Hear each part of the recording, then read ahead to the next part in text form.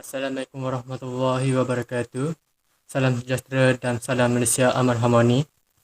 Alhamdulillah, bersyukur kita kehadrat Allah Subhanahu wa taala kerana limpah kurnia dan izinnya dapat kita bersama-sama bersua dalam gelanggang forum pendidikan Islam pada kali ini. Saya Hazim Muhammad Zaimi selaku moderator akan bersama-sama dengan kumpulan 2 bagi praktikan F2 T12 untuk mempengerusi forum kita pada hari ini. Hadirin yang dihormati sekalian, sebelum saya memperkenalkan ahli-ahli panel kita yang handsome lagi bergaya, izinkan saya untuk mengupas terlebih dahulu tentang bual bicara forum pendidikan Islam kita pada hari ini.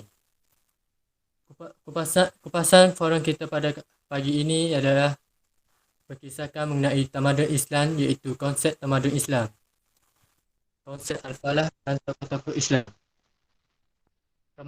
Tamadun Islam bersumberkan wahyu iaitu Al-Quran dan Hadis.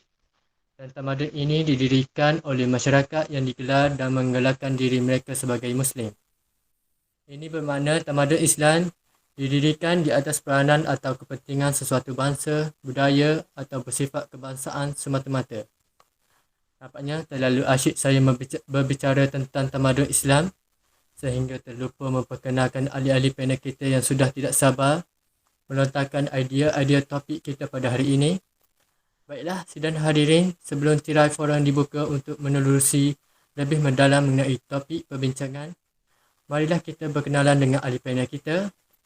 Panel-panel kita pada hari ini ialah Ubaidillah bin Azizan, Muhammad Danish Adam bin Mazlan dan Muhammad Abra bin Zakaria.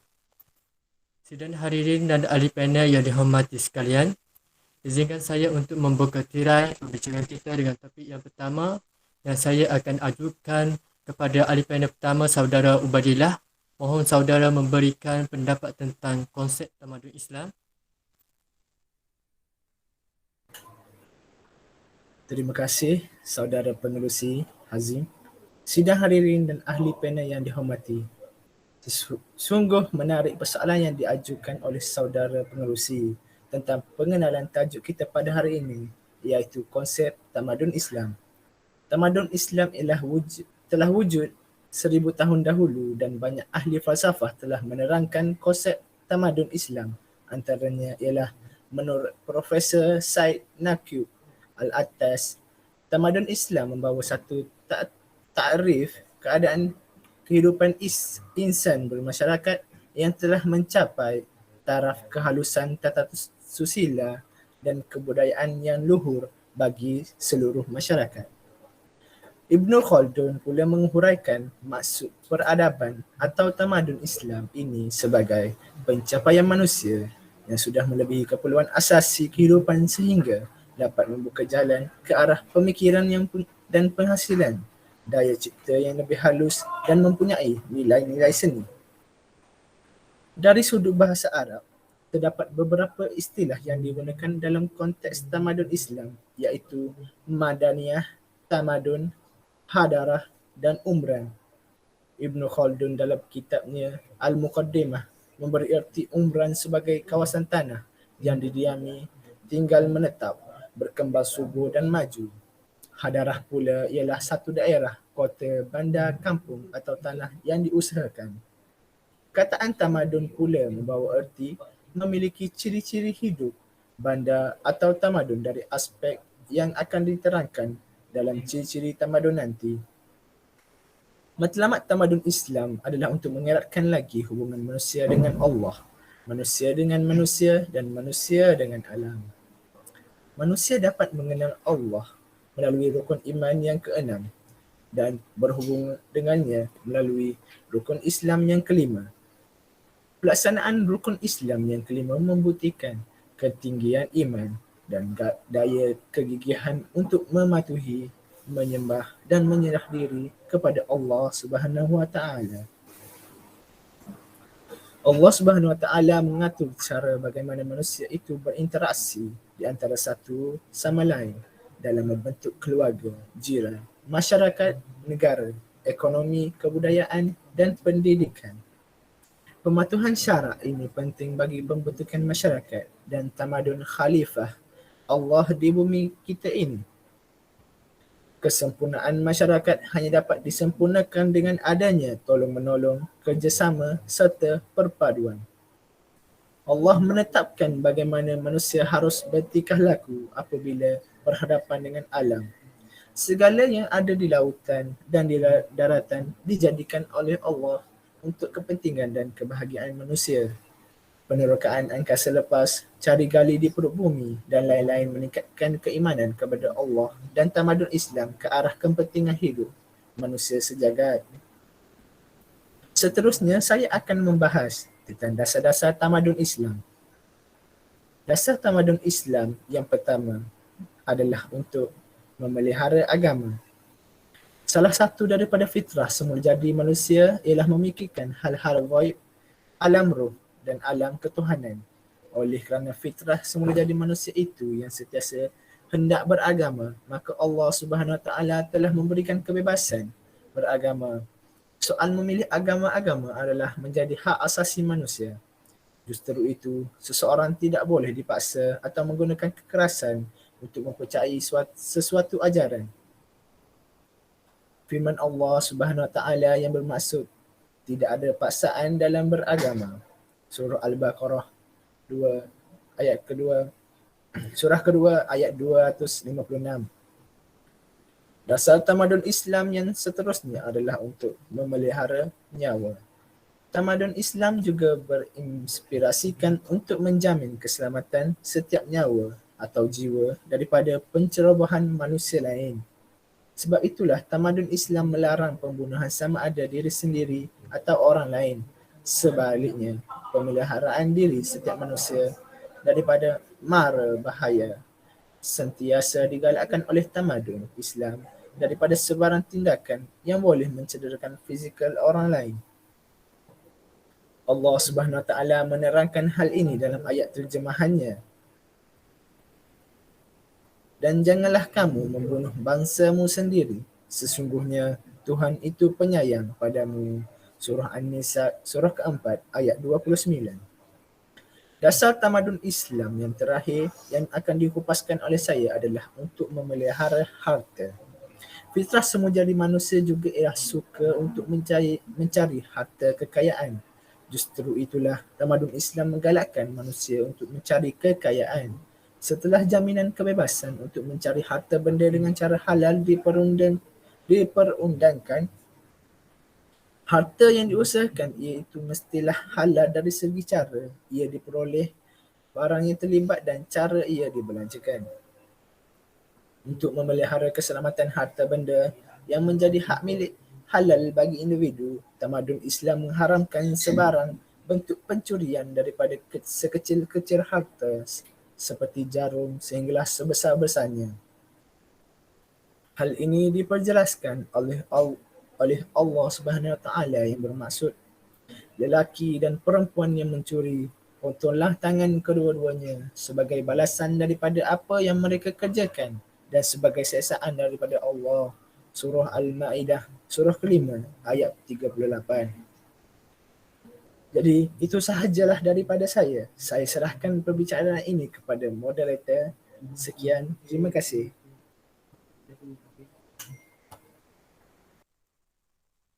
Terima kasih kepada saudara Ubadilas atas jawapan yang tepat dan teliti itu.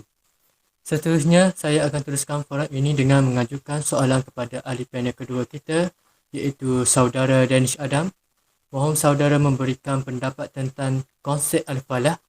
Dipersilakan saudara Danish Adam untuk membentangkan tajuk tersebut.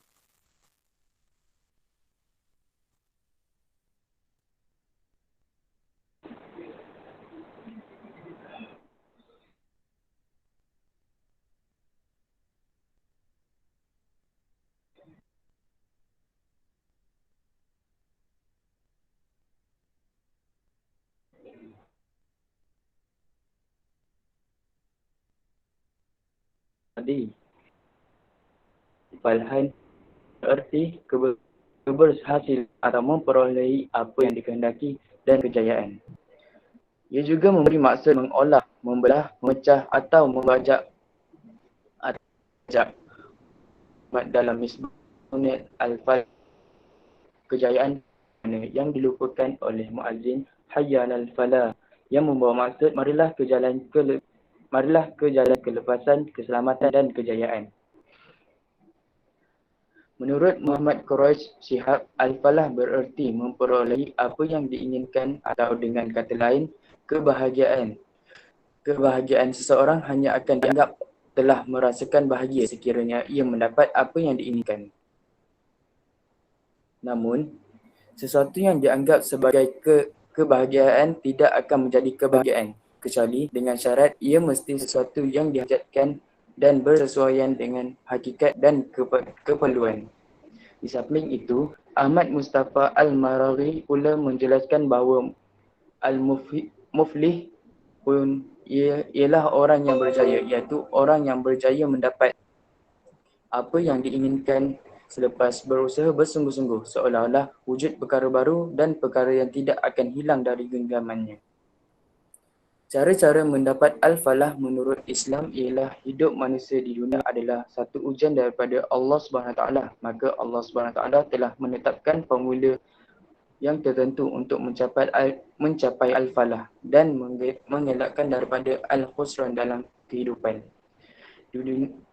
di dunia dan di akhirat. Formula itu secara ringkas ialah iman dan amal soleh, takwa, syukur dan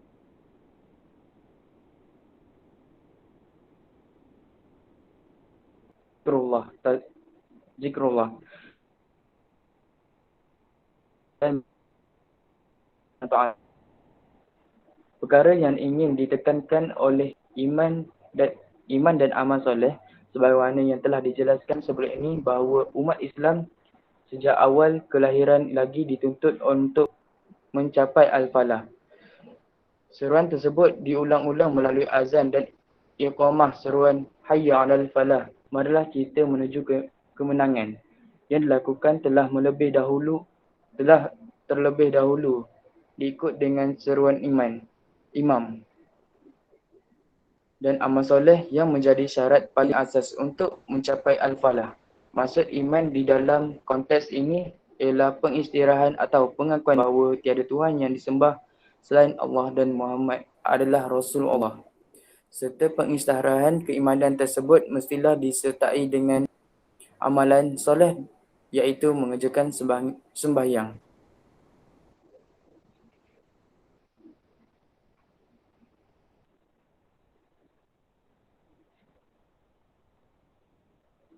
Allah berfirman, demi masa, sesungguhnya manusia sentiasa berada dalam kerugian kecuali mereka yang beriman dan beramal soleh. Surah Al-Asr ayat 1 hingga 3. Dalam ayat yang lain, Allah SWT menyebut secara langsung ciri-ciri mereka yang dijanjikan dengan kemenangan secara umumnya meliput kriteria iman sebagai tunjang dan ikuti dengan amal soleh, iaitu mendirikan solat dengan khusyuk, meninggalkan perkara-perkara yang tidak mendatangkan faedah. Mengeluarkan zakat ialah mengeluarkan zakat, malah menjadikan zakat sebagai maklumat dalam melakukan pekerjaan, mengawal nafsu syahwatnya kecuali melalui jalan yang dibatalkan, memelihara dan menunaikan amanah dan janji apabila diberi amanah atau berjanji. Seterusnya ialah takwa. Takwa ialah satu sifat yang terpendam di dalam hati yang akan kita beramal melakukan segala yang diperintah oleh Allah SWT dan meninggalkan segala larangannya. Di samping sentiasa berwaspada dan bersiap untuk menghadapi maut yang tidak diketahui bila kedatangannya, melainkan Allah SWT. Ubay bin Ka'ab ketika ditanya oleh Amir Al-Mu'min Sayyidina Al-Khattab mengenai konsep takwa yang sebenar berkata, pernahkah Amir Al-Mu'min berjalan di waktu malam di kawasan yang berduri? Jawab Umar, ya. Kata Umar, bagaimana keadaan Amir Al-Mu'min waktu itu? Jawab Umar, sudah tentu aku akan berhati-hati. Kata Ubay, itulah makna takwa, iaitu sentiasa berwaspada kalau berlaku kesalahan walaupun tanpa disengajakan. Perasaan takwa sebenarnya ialah takut pada Allah, cinta dan raja. Takut pada ancaman dan murka Allah serta takut akan jauh dari rahmat Allah. Keredaan ini timbul lantaran cinta kepada Allah SWT dan ianya hanya terhasil apabila manusia benar-benar mengenali Allah SWT. Firman Allah SWT, sesungguhnya orang yang paling takut pada Allah di kalangan hamba-Nya ialah orang berilmu. Surah Al-Fatir ayat 28. Allah SWT menjanjikan kemenangan kepada mereka yang bertakwa. Janji kemenangan Allah SWT pada hamba yang bertakwa bukan sahaja berlaku di akhirat tetapi juga di dunia. Mereka akan diberikan kelapangan.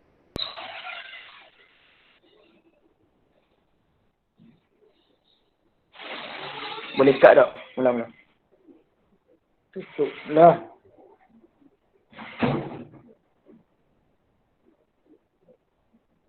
Allah SWT menjanjikan kemenangan kepada mereka yang bertakwa. Janji kemenangan oleh Allah kepada hamba yang bertakwa bukan sahaja berlaku di akhirat tetapi juga di dunia.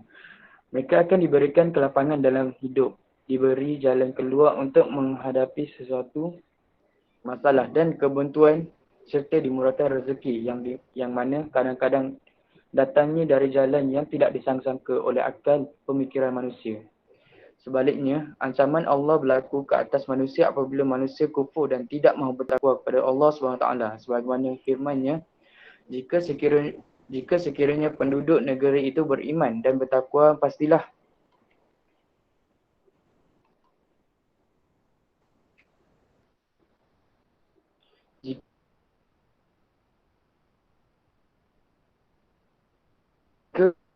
penduduk negeri itu beriman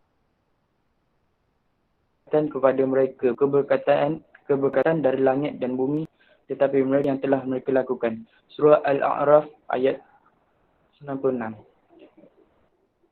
Cara mendapatkan al-falah yang terakhir ialah melalui syukur dan zikrullah. Menurut Imam Al-Ghazali radhiyallahu anhu, syukur adalah cermin kepada keimanan seorang dan ia terhasil melalui 3 komponen iaitu ilmu, keadaan dan amalan.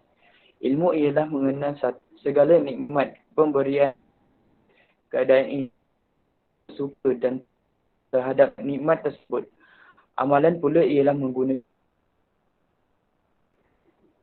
tujuan melaksanakan segala perintah Allah SWT iaitu al-ma'ruf dan menolak segala larangannya iaitu al-munkar. Al-Quran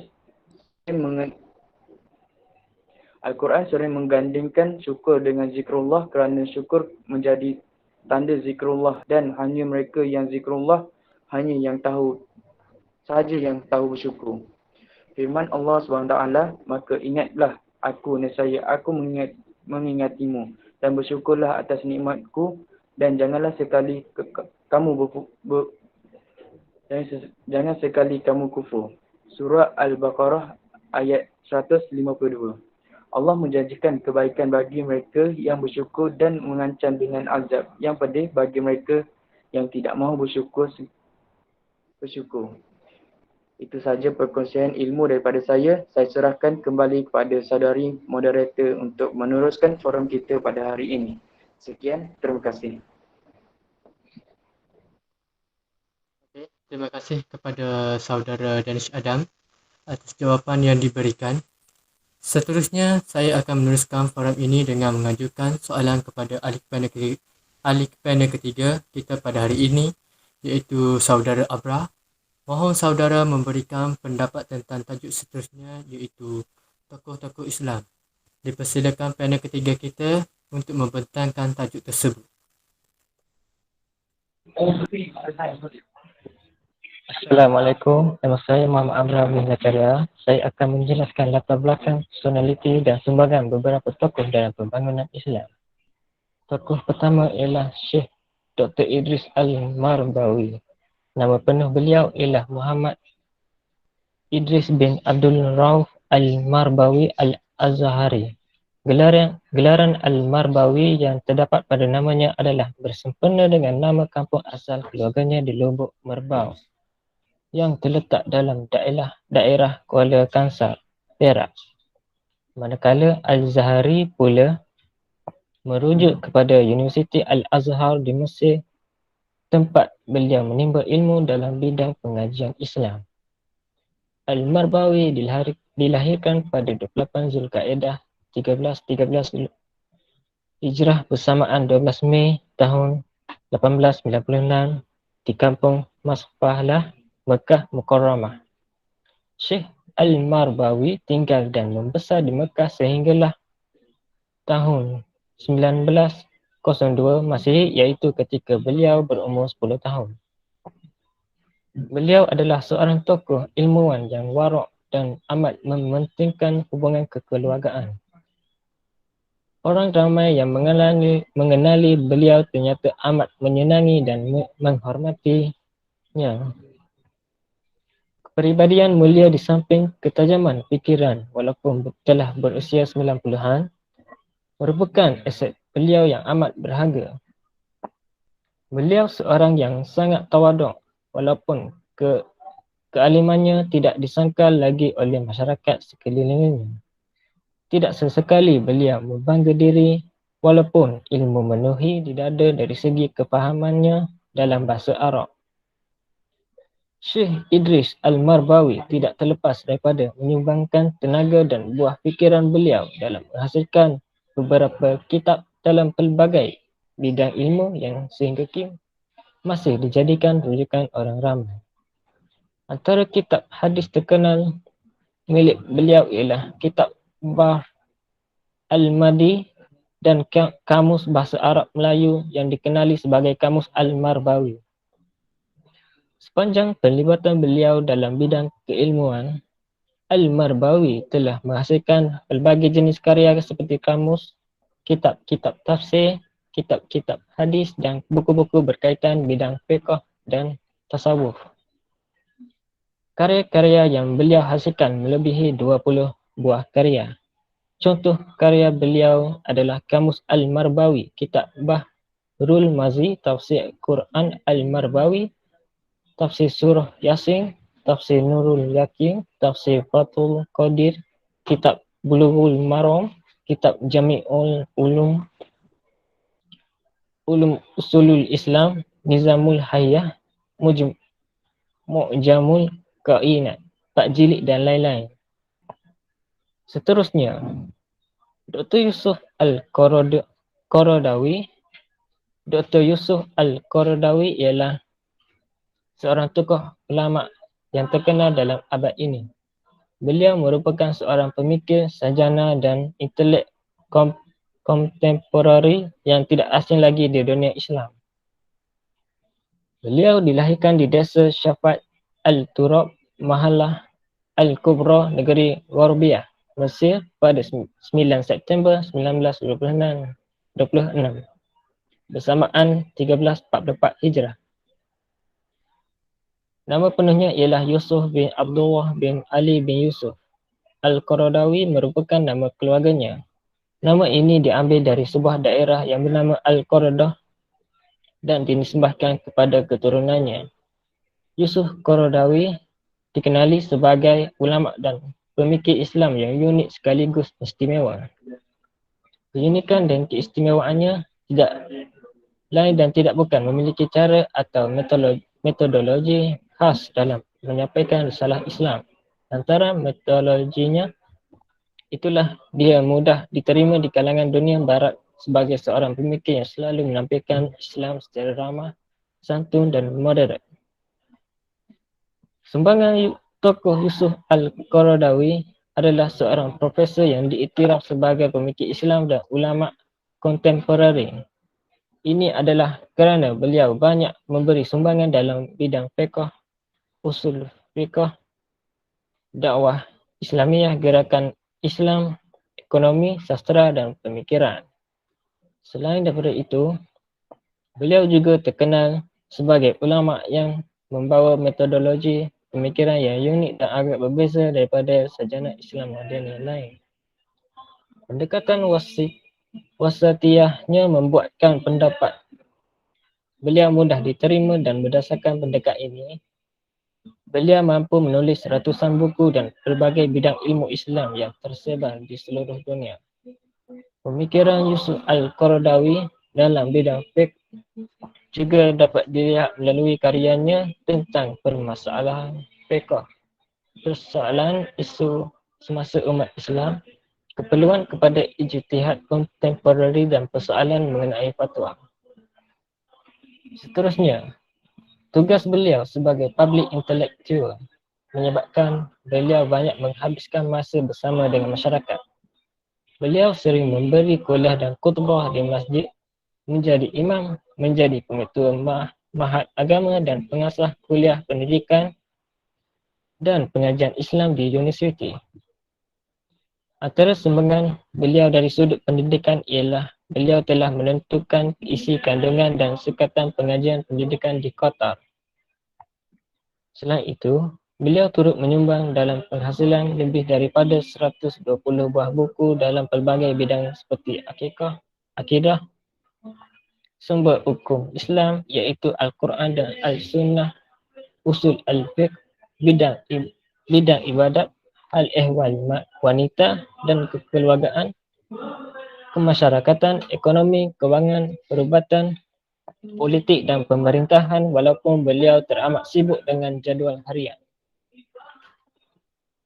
Beliau dikatakan selalu menghabiskan waktunya sehingga 14 jam sehari di perpustakaan rumahnya untuk menelaah dan menulis Ghazali 2012. Beliau juga bukan sahaja menghasilkan penulisan akademik yang berkualiti tinggi dan menjadi majalah dan menjadi rujukan masyarakat. Beliau turut menghasilkan pelbagai makalah di dalam pelbagai majalah dan akhbar harian di peringkat antarabangsa. Antara buku-buku tulisan beliau yang hampir kesemuanya telah diterjemahkan antara fiqh zakat, fiqh memahami keutamaan, bagaimana berinteraksi dengan al-sunnah, fiqh kenegaraan dan lain-lain lagi. Di samping itu, beliau juga sangat komited dengan aktiviti dan inisiatif dakwah dan program televisyen beliau seperti Nurwa Hidayah dan Huda Al-Islam yang mendapat sambutan jutaan umat di seluruh dunia. Itu sahaja daripada saya. Sekian terima kasih. Terima kasih kepada panel ketiga kita yang arif dalam tokoh-tokoh Islam dan karya-karya tokoh tersebut. Secara kesimpulannya, setiap tamadun yang pernah wujud mempunyai keistimewaan dan ciri-ciri tersendiri dalam memastikan kelangsungan dan perkembangannya. Baiklah, rakan-rakan yang dihormati sekalian, kita bersyukur kerana persidangan forum ini berjalan dengan lancar dan menghasilkan kesepakatan yang boleh diterima oleh semua pihak. Akhir kata, saya ingin mengucapkan ribuan terima kasih atas kehadiran anda semua dan memohon maaf jika ada kekurangan dalam forum kali ini.